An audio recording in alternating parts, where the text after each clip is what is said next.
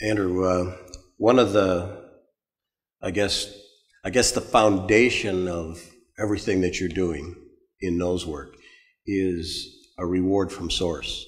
And I think that for people to grasp the concept of the whole program, they need to have you probably talk to them about what it is, why it's a little bit different from from other training methods.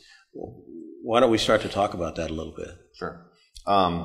The entire basis for the method that I use is often referred to as reward from source. It's what creates the focus response. What it is actually the dog believes that the odor is what is producing their reward. Even if the dog just at some point figures out that the handler has the reward, they know that they will not. The only way for them to obtain the reward is to work as close as they possibly can until there's a physical barrier between them and the odor source.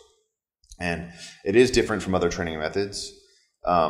It creates what we call often a true obedience to odor, meaning that the handler can say, hey, come on, let's go, let's search over here. And they're actually going to disobey us as handlers, as their masters, as their handler, and say, no, I'm not going to obey you, I'm not going to follow you. Who I'm truly working for is the odor. They have obedience to odor.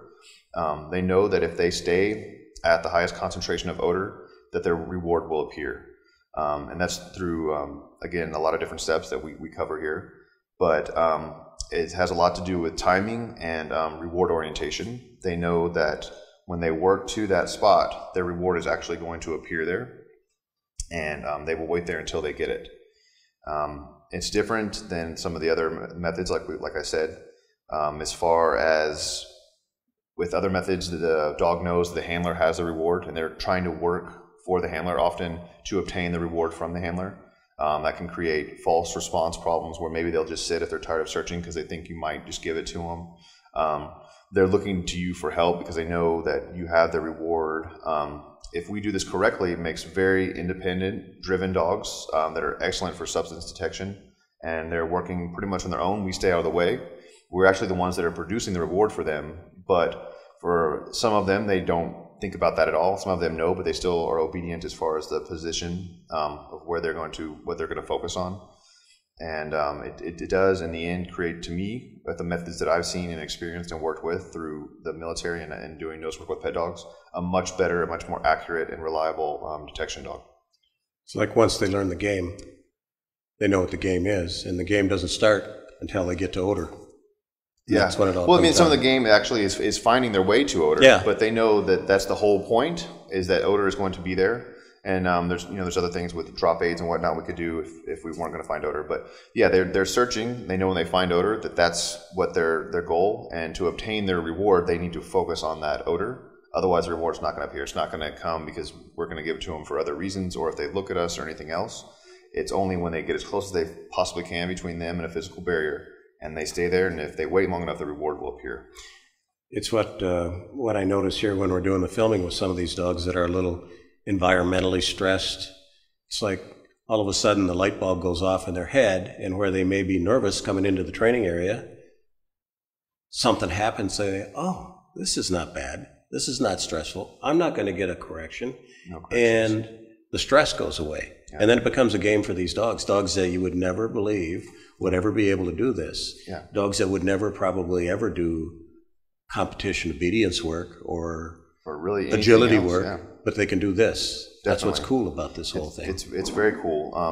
And again, with some dogs it takes slightly longer, but all of them are capable of doing it. Any dog, again, all shapes, sizes, breeds, different ages, they all can do it. It's up to us as trainers to find the right way to motivate them, which is fun. That's why we love dog training.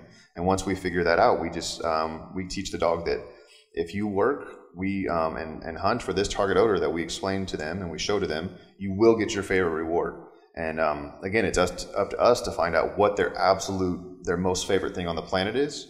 But when they understand that if they search for this target odor, that they get that, whatever it is, and like I said, it can be anything, that's up to us to figure out. But once they figure that out, it's a fun game for all dogs. It is, and the ones that are environmentally stressed, once they learn, we're not going to put any stress on them. No. We don't expect them to do anything other than get a reward. Yeah.